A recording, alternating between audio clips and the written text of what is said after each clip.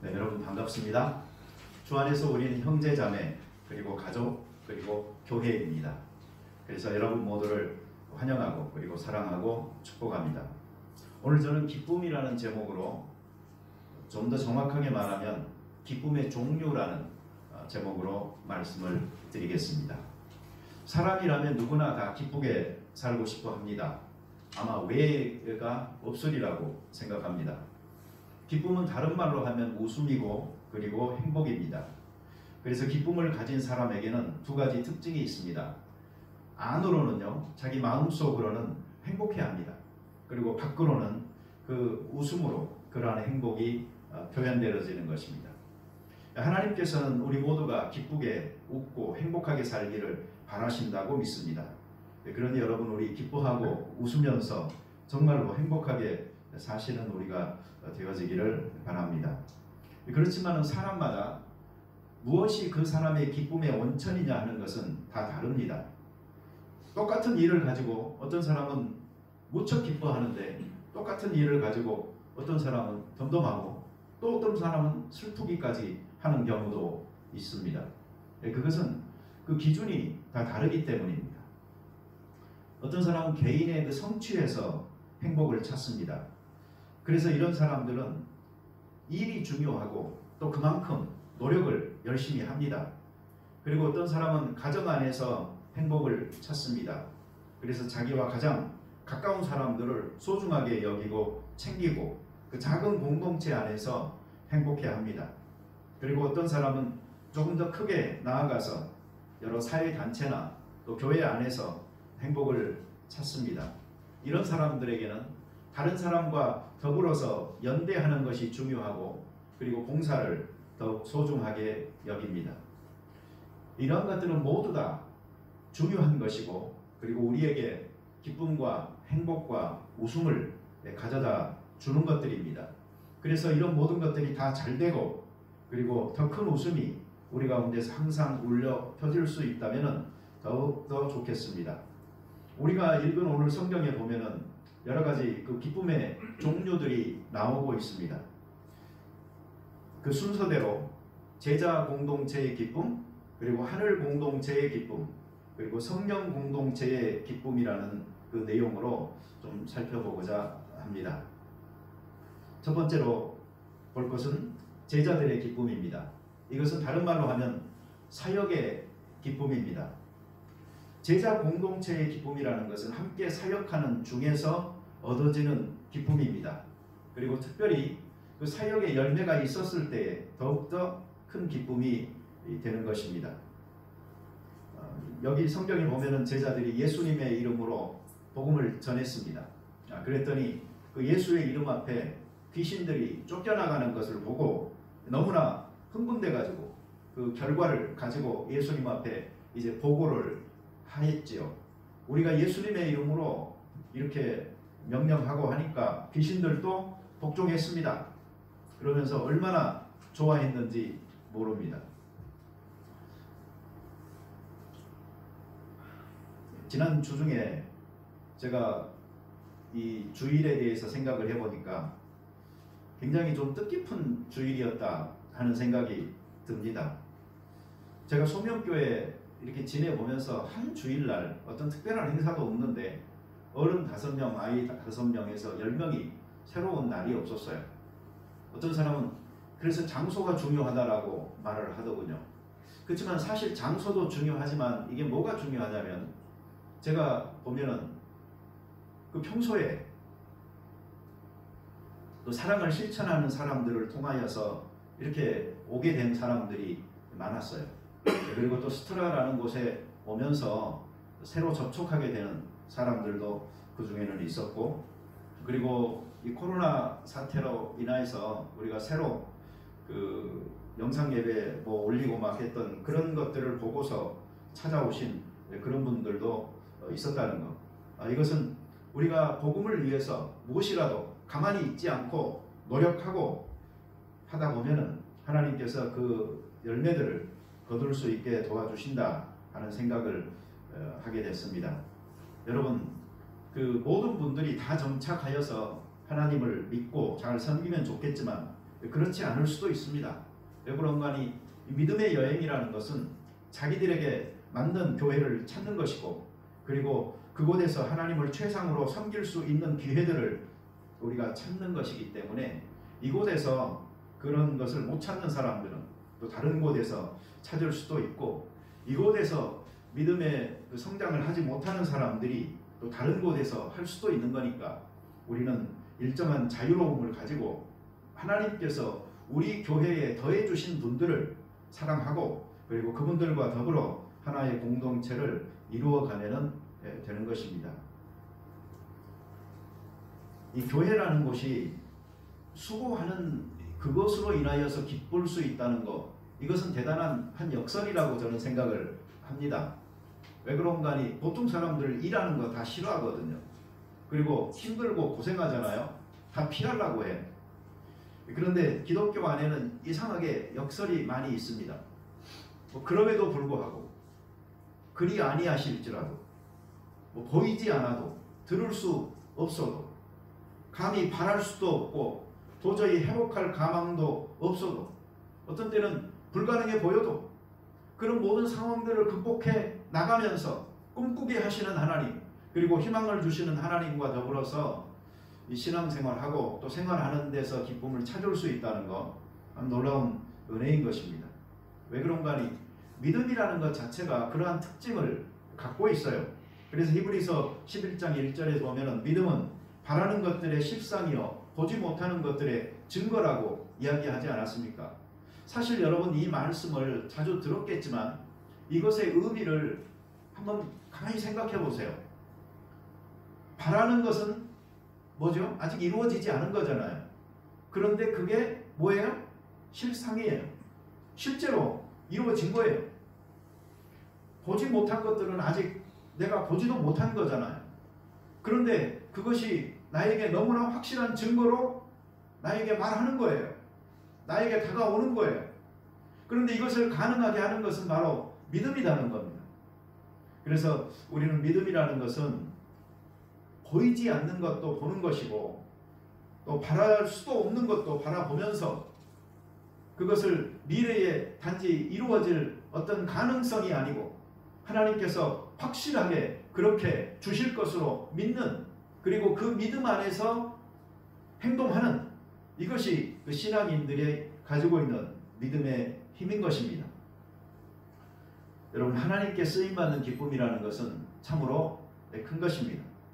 사실 어디에서 제가 글을 보니까 그 회사 같은 데서도 취직해서 일을 하다 보면은 그 회사가 마치 빨대를 꽂아놓고 그 사람에게 있는 모든 것을 전부 다 그 빼먹듯이 혹사시키고 또 정신적으로 고생하게 한다라는 그런 표현을 어서 내가 본 적이 있어요. 그래서 사람들은 직장에서 일을 하면서도 뭐 기쁘게 일하는 이거보다는 뭔가 혹사당하고 착취당하는 그런 느낌으로 일을 하는 사람들이 많다 하는 것을 느껴본 적이 있습니다. 어차피 사람은요, 누군가에게 사용되어지게 되어 있습니다. 자기를 알아주는 사람, 인정해주는 사람, 그리고 일을 맡기고 그렇게 기회를 주는 사람을 위해서 사람들은 일을 하게 되는 것이죠.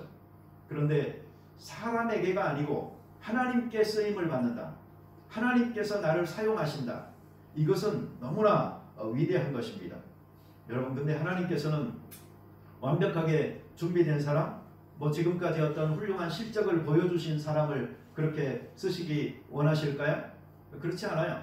하나님께서는 오히려 그런 사람들보다는 더 부족해 보이는 사람, 더 못 배운 사람, 잘할 것 같지 않은 사람들을 일으켜서 오히려 지혜롭고 강한 자들을 부끄럽게 하시는 분이 하나님이신 것입니다. 예수님 당시에 그 예수님의 제자들만 봐도 분명하잖아요. 예수님께서는 그 헬라의 위대한 철학가들을 부르지 않았어요. 유대의 랍비들을 예수님의 제자로 부르지 않았어요. 로마의 권세가들을 부르지 않았어요. 오히려 정말 배운 것 없고 어떻게 보면 힘만 쓸 줄 아는, 성격도 급하고 그러한 제자들을 불러서 사용하셨던 것입니다. 그런데 예수님이 가지고 있었던 중요한 기준은 뭐예요? 그들의 중심에 있는 그 충성됨을 하나님께서는 보셨고 그리고 그러한 사람들을 선택했던 것입니다. 다시 말하면 지금 부족하더라도 자기가 믿는 바 그것을 위하여서 자기 삶을 던질 수 있는 가능성이 내재되어져 있는 그 충성된 사람들을 불러서 연단해서 사용하셨던 것입니다. 오늘날도 마찬가지예요. 하나님의 교회나 사역을 위해서 일하는 사람들은 어떤 사람들이냐면 바로 그 중심에 충성됨을 가지고 있는 사람들이에요. 왜 이런 현상들이 일어날까 생각을 해보잖아요. 그러면 간단해요. 이런 사람들은 자기가 부족한 줄을 알아요. 그리고 부족한 줄을 아니까 하나님을 의지해요. 그리고 하나님께 기꺼이 순종하면서 살게 되는 것입니다. 그러니 이렇게 잘 준비된 사람들이 또 어디에 있겠어요? 여러분, 하나님의 그 교회를 위하여서 또 하나님의 나라를 위해서 일할 수 있는 그 동기는요 무한합니다. 그리고 하나님께서 쓰실 수 있는 자원이라는 것은 엄청납니다. 단지 우리들 가운데서 얼마나 준비되어져 있느냐, 이것이 참으로 중요한 것인데, 이것이 오늘 성경이 말하고 있듯이 지혜롭고 슬기로운 자, 여기서 슬기로운 자는 많이 배운 사람이라는 말이고요. 지혜로운 자는 여러분들이 뭐 아시다시피 그 현명하고 지혜로운 그런 사람들입니다. 그런데 이런 사람들이 아니다라고 말을 해요. 어린 아이와 같은 자들에게 예수님께서는 자기를 어떤 분인지 나타내시고 그리고 믿게 하시고 그리고 그 충성됨을 통하여서 이렇게 사용하시는 것입니다. 지난주에 우리가 살펴본 대로 베세메스로 가는 그 암소들처럼 불가능한 모든 상황들을 사람들이 인위적으로 만들었어요. 그래서 할 수 없을 거다라고 생각을 했지만 그 암소 2마리가 집에 송아지를 떼어놓고 지금까지 한 번도 메어보지 못한 그 수레를 메고 베세메스로 가는 길을 대로로 즉시로 꾸준히 행하여 갈 수 있었고, 또 결국 그곳에 도착해서는 자기 자신을 제물로 그렇게 드리기까지 충성했던 것처럼 우리들도 이 믿음의 길을 감에 있어서는 이런 일관됨 그리고 충성됨이 있어야 되는 것입니다. 따라서 해볼까요? 울면서 씨를 뿌리는 자가 기쁨으로 단을 가지고 돌아오리라. 네, 바로 그거예요. 울면서라도 씨를 뿌리는 사람은 나중에 그 기쁨으로 그 단을 가지고 돌아오게끔 하나님께서 하시는 것입니다. 스트라에 오고 나서 이게 갑자기 교회에 사실 의자들이 좀 필요했습니다. 우리가 밖에서 앉아서 좀 있을 의자도 필요했고, 또 오피스에 주일학교 학생들 앉을 의자도 부족했고, 여기도 이제 다 함께 모여서 예배를 드릴 경우에는 의자가 부족해서 의자를 사야 되겠다 생각을 했었는데, 여러분 며칠 전에 밖에서 의자 19개를 주셨어요. 이겁니다, 이거. 그리고 어제 우리 김 장로님과 진이 형제가 진짜 더 고생했어요. 그 쇠로 된 그거 전부 다 드릴로 목 박고 뚫고 해가지고 이렇게 의자를 깨끗하게 수리해서 다 완성을 시켜놨습니다. 나는 스트라에 오고 나서는요, 여러분, 내가 돈 주고 별로 사는 게 없는 거 아세요? 우리 사무실 저거 얻어놓고 허기했잖아요. 근데 미안한 이야기지만 그 옆에 있던 학원이 그만두고 나가면서 거기 있는 기물들이 다 우리 쪽으로 기증을 해가지고 거기 다 받아서 채워놨잖아요. 내 거 컴퓨터 그 영상 예배 하는데 너무 버벅거려가지고 이거 어떡하지 이러고 있는데 서집사님하고 어느 날 길 가다가 그 앞에 컴퓨터가 하나 있는 거예요. 그래서 주워다가 보니까 이게 내 것보다 훨씬 낫네. 그래서 지금 사무실에다 놓고 그거 아주 잘 쓰고 있습니다. 그 다음에 의자 지금 다 생겨가지고 여러분들 다 앉아있잖아요. 스트라의 땅은요, 모든 게 공짜로 생기는 땅인가 봐요. 말만 하면은 어떤 바램만 있으면 하나님께서 우리에게 주시는 그런 땅이 아닌가 생각합니다. 아무쪼록 이곳에 있는 동안에 우리의 모든 필요들이 교회적으로 다 채워지고, 또 여러분들 개인적인 삶 속에 있는 필요들도 채워져서 부족함이 없는 그런 풍성함을 누릴 수 있었으면 좋겠습니다. 여러분, 교회 이름 누가 알아주고 격려하고 칭찬해 주잖아요. 그러면은 사람들이 정말 죽을 둥 살 둥 모르고 열심히 할 수 있는 그 특징이 있어요. 왜 그런 거 아니? 제자들이 기쁨으로 하나님 앞에 이렇게 사역하면서 기뻐하는 것처럼 이 믿음의 특징이 그런 면이 있는 데다가 내 주변의 사람들이 또 그걸 인정해주고 안아준다 그러면은 뭐 거기에 더 말할 거 뭐 있겠습니까?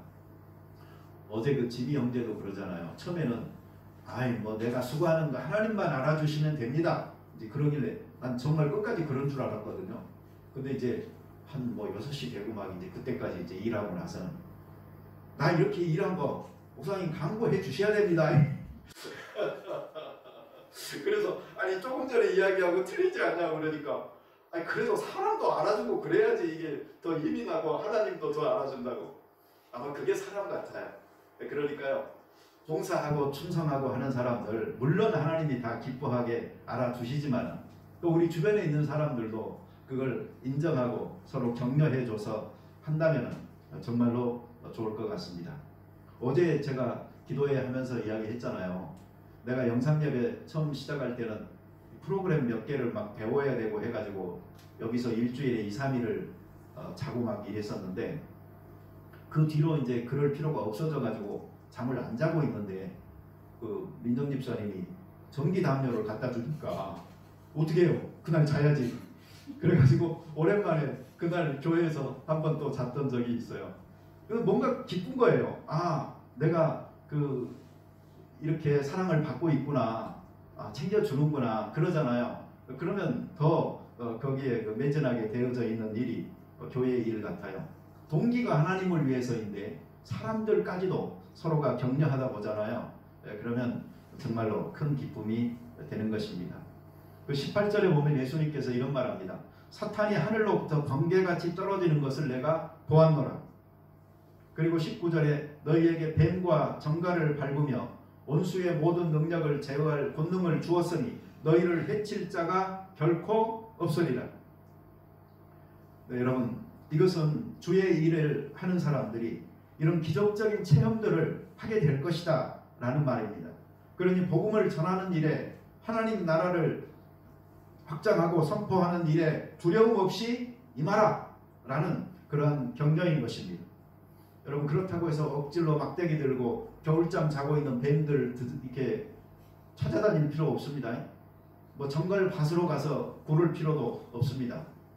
아주 오래전에요. 어떤 목사님이 한강에서 빠져 죽은 적이 있어요. 왜 그랬을까요? 예수님이 갈릴리 호수 위를 걸어 다녔듯이 자기도 한번 그렇게 해보겠다고 겨울에 한강물에 빠져 죽었어요.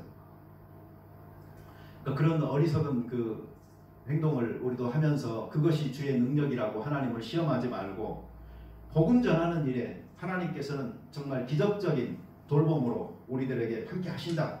그리고 그 일을 해보는 사람만이 그걸 체험할 수 있다. 이걸 알고 우리가 힘쓰시면 되겠습니다. 사탄은 이미 하늘에서 떨어져서 실패했습니다. 예수님께서 사망의 권세를 깨뜨리셨습니다. 사탄의 머리를 상하게 한 것입니다. 그리고 이제 때가 되면 완전히 실패하여서 무저공에 그 던져질 운명을 사탄은 기다리고 있는 것입니다. 유대인들은 표적을 구합니다. 그리고 헬라인들은 지혜를 구합니다. 그렇지만 우리 믿는 자들은 예수님의 십자가와 부활의 그 능력을 믿고 그리고 이것을 전하고 이것을 힘으로 삼아서 사역하면은 하나님께서 모든 불가능을 다 헤쳐나갈 수 있도록 도와주시리라고 분명히 믿습니다. 그 다음에 두 번째로요. 이걸 한번 생각해 보셔야 돼요. 예수님께서 말하신 기쁨이 있는데 그게 뭐냐면 너희의 이름이 하늘나라 생명책에 기록된 것을 인하여서 기뻐해라. 그런데 이 말씀을 하시기 전에 하신 말씀이 있어요.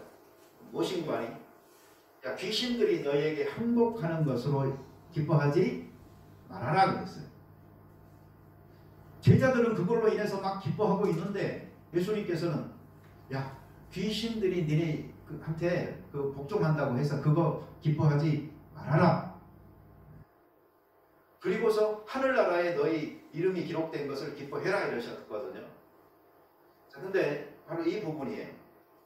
예수님께서 왜 귀신들이 예수님의 이름 앞에 쫓겨나고 하는 것을 인하여서 기뻐하지 말으라고 그렇게 하셨을까 하는 문제입니다.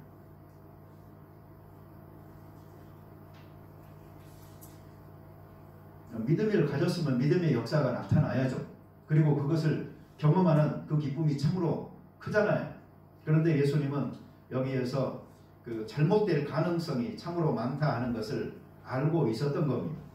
왜 그런가 하니 이렇게 병 고치고 방언하고 뭐 이런 것들은요, 기독교에만 있는 현상이 아니에요.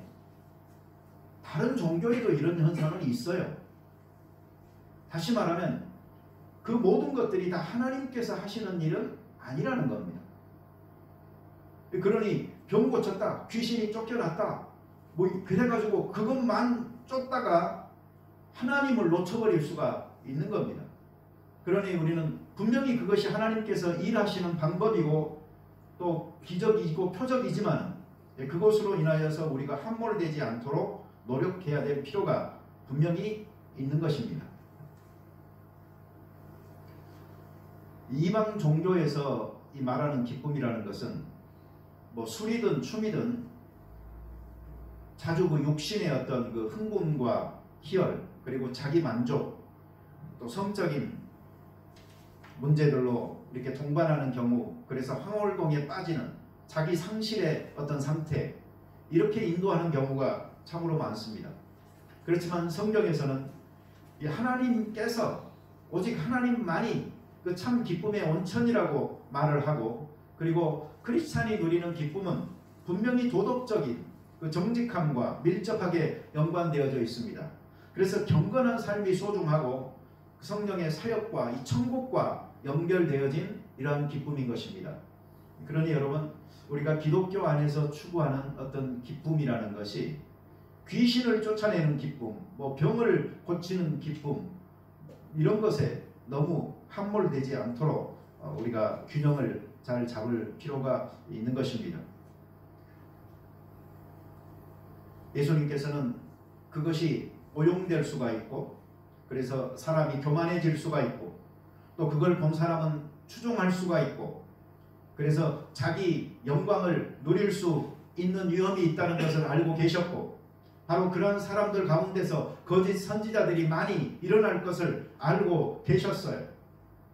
그래서 주의 이름의 권세를 팔아먹는 사람이 생길 것을 경계하고 계셨던 것입니다. 마술사 시몬처럼 그 능력을 나도 돈 주고 살 수 없겠느냐고 쫓아다니는 사람이 있었듯이 말입니다. 그러니 이런 초보적인 그 놀라운 어떤 현상들에 여러분이 미혹되지 마시고, 사역에 기쁨이 있다, 이거 크다, 이렇게 정리하시고요. 그 다음에 예수님이 말씀하신 생명책에 우리의 이름이 기록되어진 이 구원의 기쁨을 갖고 더 기뻐하는 것, 이것이 정말로 중요하다, 이것을 잊지 마셔야 되겠습니다. 여러분, 주의 그 이름의 권세를 팔아먹는 사람들은 되지 말아야 합니다. 기적을 행하는 사람들 중에 나중에 내가 너를 모른다 라고 하나님께서 말할 사람들이 많이 있을 겁니다. 그럼 뭐죠? 자기 혼자 하나님 안다고 생각하고 깨춤 춘 것입니다. 그러니 우리의 믿음을요, 그런 성향으로 절대 갖지 마세요. 우리의 그 생명책에 기록되어진 그 구원받은 자의 기쁨, 이걸 가지고 만족하시면 됩니다. 여러분, 구원이라는 것은 굉장히 포괄적인 개념입니다. 다시 말하면 우리가 그 밑에 있는 것들 있잖아요. 회개하는 거, 또 믿음을 갖는 거, 그리고 성령의 충만함을 갖는 거, 어떤 예수님을 닮아가는 거, 뭐 이런 모든 것들이 다 포함되어진 것이 이 구원의 큰 개념인 것이거든요. 그러니까 여러분, 구원을 인하여 기뻐한다는 것은 내가 구원받았구나, 그런 한순간만이 아니에요. 내 죄가 사함받았구나, 그 한순간만이 아니에요. 전 크리스찬의 삶의 그 과정 가운데서 계속되어지는 그 기쁨이 바로 이 구원의 기쁨인 것입니다. 따라서 한번 해보실까요? 예수님을 만난 기쁨. 예수님을 만난 사람을 만나는 기쁨. 예수님을 만난 사람으로 사는 기쁨. 예, 이 세 가지 기쁨이 우리들에게 다 충만하면 좋겠어요. 내가 예수님을 만나요. 너무 기뻐요. 그리고 내가 그 예수님을 만난 사람들을 또 만나요. 얼마나 기뻐요. 잘 누릴 수 있게 되기를 바랍니다. 이것이 바로 세 번째로 예수님이 보여주신 그 기쁨이에요. 이게 뭐냐면 따라서 해보세요. 예수님은 성령으로 인하여 기뻐하셨다. 네, 그 표현이 나와요. 다시 말하면 제자들이 막 기뻐했어요. 그러니까 수고했다. 이제 좀 쉬어라. 야, 그런데 그거 너무 기뻐하지 말아라. 너희 이름이 생명책에 기록된 것을 더 기뻐해라. 그리고 예수님 싹 돌아서셔서 예수님은 성령으로 인하여 기뻐하셨다라고 이 성경이 묘사하고 있는 거예요. 여러분, 성령으로 인한 기쁨이 우리에게 있잖아요. 그러면 구원받은 자의 그 넘치는 그 삶을 살아갈 수가 있는 것입니다. 이것은 하나님께서 동행하는 자의 기쁨이에요. 그 하나님께서 우리를 보호하고 위로하고 또 축복하고 인도하시는 그 모든 것들을 느끼면서 하나님 앞에 기뻐할 수 있는 기쁨이 이 기쁨입니다. 우리의 삶의 목적, 그리고 방향, 그리고 동기, 그리고 방법이 분명하게 정립되어져서 옳은 삶을 살아가는 자의 그 영적 순례자의 기쁨이 바로 이 기쁨인 것입니다. 이것은 사역의 기쁨보다도 훨씬 더 큰 삶의 기쁨인 것입니다. 죄가 뭐죠? 성경에 보면 죄라는 말로 사용되어진 말이 많아요. 그러나 그 대표적인 말 중에 하나가 헬라어로 하말티아라는 말이 있어요. 근데 이 말의 뜻은 뭐냐면 관역에서 빗나갔다라는 뜻을 갖고 있어요. 목표 지점에서 벗어난 것, 그것이 바로 죄입니다. 인간이 창조되어진 목적, 그대로 살지 못하는 것, 그게 바로 죄입니다. 관역을 벗어난, 빗나간 그런 삶이 그리는 그 삶의 궤적은 바로 죄의 궤적이라고 말할 수가 있습니다. 그러니 우리는 성령의 인도하심을 강구해야 되고, 그리고 그분에게 순종하면서 살아가야 되는 것입니다. 그 보혜사 성령이라는 말 많이 들어보셨죠? 그게 그 파라클레토스라는 말인데, 그게 그 변호사다 이런 개념으로 생각을 하시면 좋을 것 같습니다. 대언자입니다. 다시 말하면 법정에서 내가 나 스스로를 변호하기 어려울 때에 나를 대신해서 나를 위해서 말해주는 사람, 그게 바로 파라클레토스인데 성령께서 바로 그런 역할을 하신다라고 성경에서 이야기하고 있는 거예요. 그러려면 여러분 뭐가 있어야 되는 줄 아세요? 내가 인정을 해줘야 돼요. 그 사람은. 판사가 물어요. 자, 당신 피고 저 사람이 당신을 대신하여 말할 수 있도록 허락하십니까? 라고. 내가 거절하잖아요. 그럼 안 돼요. 그러나 내가 예라고 말을 하면은 그 순간에 그 사람이 나를 위해서 말할 수 있는 그 권한을 갖게 되는 거예요. 이것은 성령과의 관계에 있어서도 우리 마찬가지예요. 우리들이 성령께서 내 삶에 개입하셔서 나를 인도하시고 보호하시고 도와주세요라고 내가 그분께 인정하여서 예스 했을 때에 그 성령이 우리의 삶에 개입하기 시작하는 것입니다. 그래서 그분께서 내 안에서 치유하시고 꿈꾸게 하셔서 믿는 자로서 살아가야 될 마땅한 삶의 습관들을 만들어 주시는 것입니다. 성령의 이 가장 중요한 일은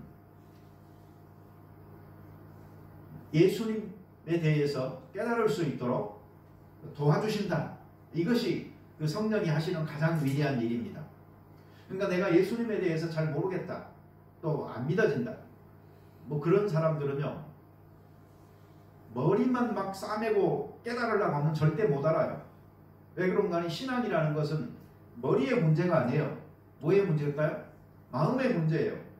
이 마음의 중심 그 자리에 하나님께서 계시는 것이고 또 이 마음의 문이 열려야지 성령께서 우리 안에 자정하여서 우리를 모든 진리 가운데로 인도하는 진리의 영으로서의 그 역할을 하게 되는 것입니다. 환경이나 인간관계나 이런 것들이 복잡해지고 내 안에서 어떤 기쁨들이 사라지고 할 때에도 성령께서는 그러한 기쁨들이 메마르지 않도록 사라지지 않도록 오히려 더욱더 샘솟을 수 있도록 그래서 생수의 강물처럼 넘쳐날 수 있도록 도와주시는 분이 바로 이 성령님인 것입니다.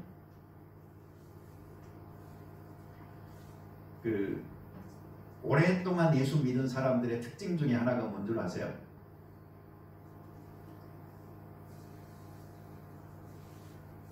매너리즘에 빠지는 거예요. 그래가지고 그냥 새로울 것도 없고 흥분되는 것도 없고 예수 믿었을 때의 그런 그 처음 기쁨도 사라졌고 이제 이 종교 생활이 시작된 거죠. 종교적 문화 생활이. 그러다가 보면은요, 예수 막 이제 처음 믿으면서 막 기뻐하고 막 이러는 사람들 보면은 아이고 제 초짜인가 봐 이런 생각이나 하고 너도 이제 조금 믿어봐라. 우리처럼 된다. 뭐 그러고 있는 사람들도 있어요. 여러분, 그러나 그건 잘못 발전한 거예요.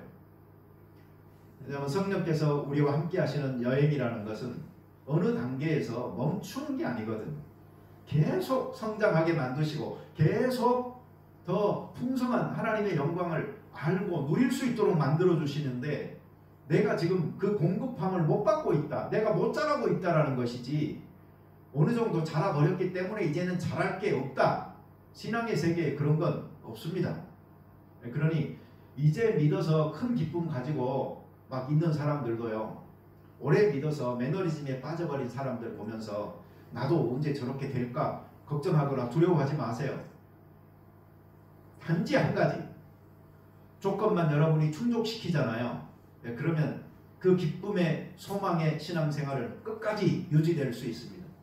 그 조건이 뭐냐면 성령님께 순종하여 행하는 것입니다. 우리 속에서 소원을 두고 행하게 하시는 그 성령님께서는 우리 속에 수시로 자신의 소욕들을 불러 일으켜 주시거든요. 그런데 그 충동함을 따라서 내가 그냥 감정적으로 한번 올라갔다가 내려왔다가 뜨거워졌다가 식어졌다가 반복하고 만족하지 마시고요. 그 인도하심에 따라서 계속적으로 순종하는 것을 한번 해보시기 바라요. 그러면요 정말 그 뱃속에서 그 생수의 강물이 넘친다라는 그 느낌을 여러분들이 알 수가 있습니다.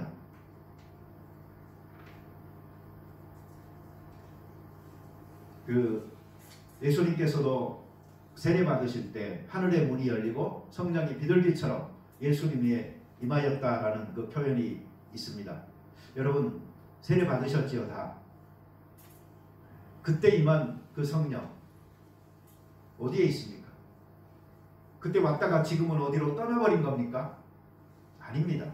그 성령은 계속적으로 우리들 속에 머물러 계시는 것입니다. 그러니 우리들은 이렇게 기도해야 되는 것입니다. 성령님이여 제 편에서 마음의 문을 닫았습니다. 내가 인도하심 따라 순종하며 동행하는 삶을 살기 원하옵나니 좌정하여 나를 다스려 주옵소서라고 철저하게 부복하여 하나님 앞에 기도하신다면 하나님께서 우리의 귀를 열거나 머리로 가져가는 게 아니고 우리의 마음을 열어서 우리가 순종하여 살아갈 수 있도록 이끌어 주실 줄을 믿습니다. 믿음은 바로 마음의 문제이기 때문입니다.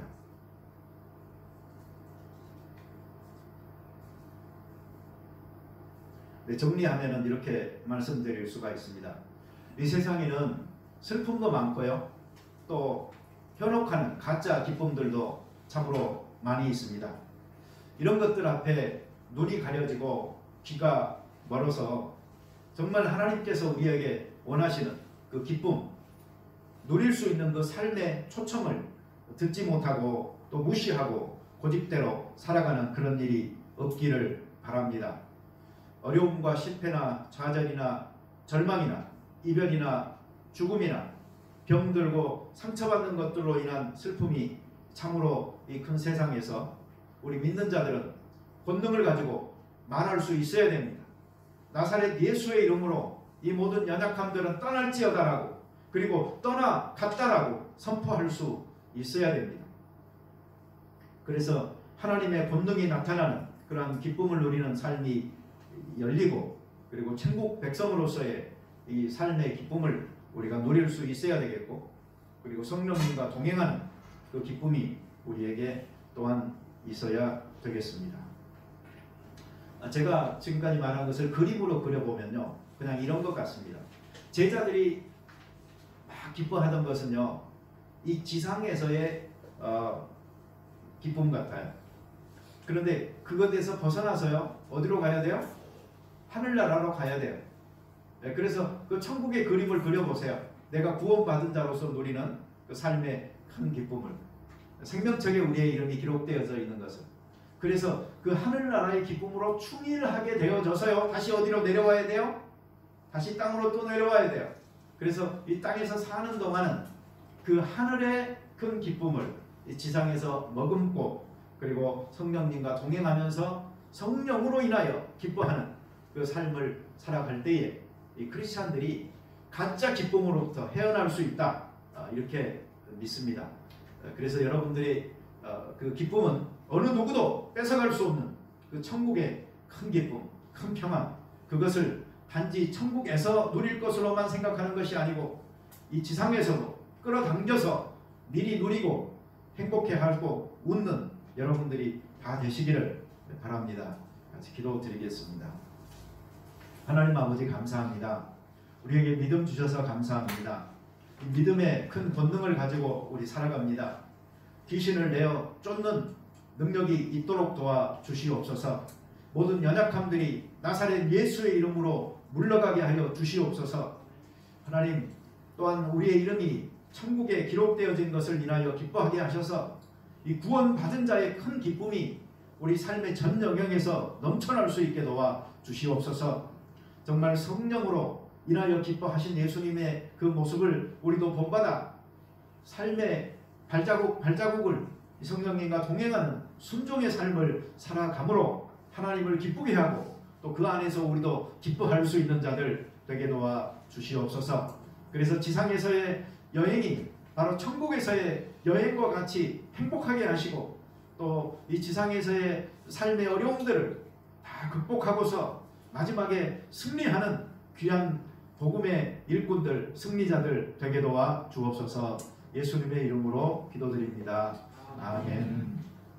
이날에 하나님이 쉬셨고 축복하셨습니다. 이날에 하나님의 전에 모여서 하나님의 성물을 찬양하고 기억하는 모든 자, 그래서 사랑하는 나의 아버지라고 고백하는 사람들 위에 하나님의 귀한 은총을 쏟아 부어 주시옵소서. 모든 걱정과 근심들 사라지게 하시고 삶의 문제들 해결되게 하시고 하나님의 은총 속에서 기쁨으로 날마다 살아가게 도와 주시옵소서. 드린 예물 축복하시고 하나님 나라의 귀한 열매를 위하여 사용되게 도와 주옵소서. 이제는 우리 주 예수 그리스도의 은혜와 성부 하나님의 극진하신 사랑과 성령님의 위로와 감동 감화 충만하심이 이 세상에서의 기쁨의 종류가 무엇이 있는지를 깨닫고 거절할 기쁨에 대해서는 단호하게 거절하고, 우리가 추구해야 될 기쁨에 대해서는 기쁨으로 그 길을 가는 우리 귀한 성도들, 그리고 가정과 교회 위에 지금부터